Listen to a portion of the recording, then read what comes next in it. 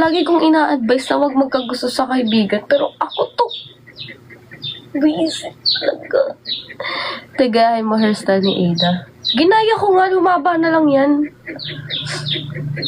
Pag ganyan yan dito yan, oh. Pag ganyan. Hello.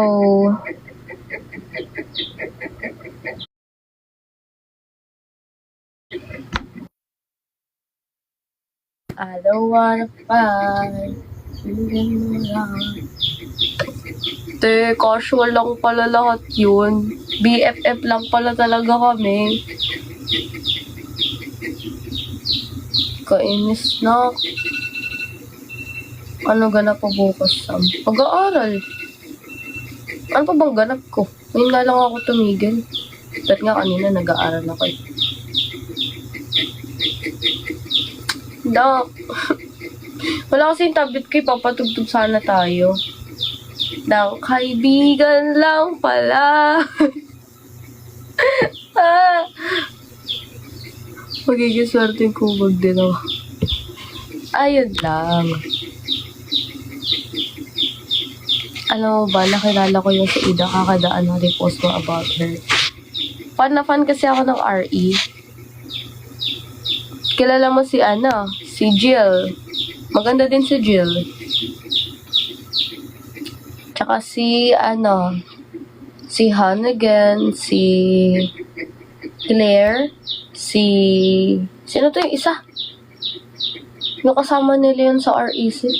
Kalimutan ko pangalan niya. Basta yung babaeng yun. Single ako, yung asawa ngayon. Wow! Meron akong panahon lang kung kailan kami asawa. May araw lang, no? May po, tita, gala lang kami ng girl best friend ko. Wow! Go! Ang random mo, Herbert.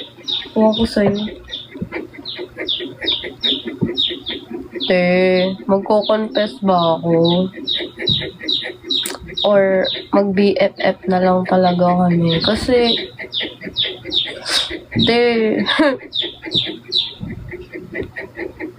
hindi ko naman binibigyan ng meaning yung mga actions niya. Hindi din ako nagdedelulu. Pero kasi, wala, nagustuhan ko siya naturally. It's not because of her mixed signals actions or what.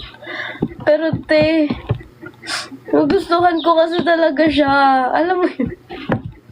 Tinamaan si Sam. Diyos ko. Hindi ba masisira ko si friendship namin?